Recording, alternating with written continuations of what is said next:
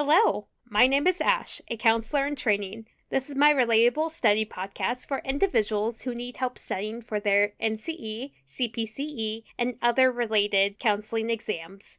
I'm going to go through many questions from multiple resources and make the answers relatable to both you and me. So get your listening ears on and let's get studying. A group participant wants to drop out of a group. Since the group is closed, ASGW ethics states that A. The leader must insist that the client stays. B. The client must be allowed to withdraw. C. The leader should allow other members to put pressure on the participant to stay. D. A and C. The answer is B. A group participant wants to drop out of a group. Since the group is closed, ASGW ethics state that the client must be allowed to withdraw. In the ASGW ethics, it states that group leaders shall inform members that participation is voluntary and they may exit the group at any time. The only exception to this rule is if individuals are required by court to attend group therapy or individual therapy because it is mandated treatment. I would recommend looking into the ASGW and ACA Code of Ethics when it comes to individuals and groups and their participation and withdrawal process to help better equip yourself for when clients do want to withdraw from groups. What is the primary concern in test selection?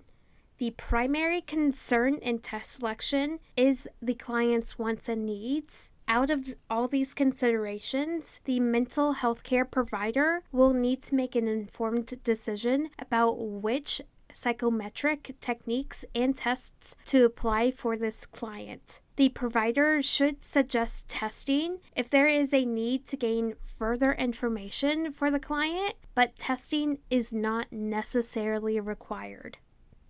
Which of the following symptoms is not an indication of borderline personality disorder? A. Intense anger. B. Suicidality. C. Grandiosity. D. Fear of abandonment. The answer is C. Grandiosity is not an indication of borderline personality disorder. Grandiosity refers to a sense of specialness and self-importance. Usually in borderline personality disorder, they are not thinking of being special or have self-importance. During the initial session of a group, the leader explains that no smoking and no cursing will be permitted. This is known as A. Setting ground rules, B. Ambivalent transference, C. Blocking, D. Scapegoating. The answer is A. This is known as setting ground rules because when ground rules are set, it is setting the standard of behavior, which becomes the norm. It is important for leaders to specify the ground rules early within the group.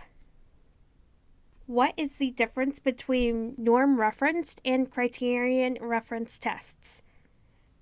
Tests can be either norm referenced or criterion referenced, though both require that the test is graded with a raw score. These raw scores will indicate the number of right answers or a pattern that is found. The client's raw score will be compared to a group score. The raw score in a criterion-related test is compared to a criterion that is determined by mastery, minimum compensatory levels within the subject. For example, you must be this tall to ride this ride. But for a norm reference related test, an example would be a healthy or unhealthy weight when it comes to the baby's birth weight. And if a baby is 2,600 grams at birth, they would be in the 7th percentile. I would recommend doing more research between the differences of norm referenced and criterion referenced tests. That is all 5 questions for this episode. Thank you for listening. Keep calm and study on.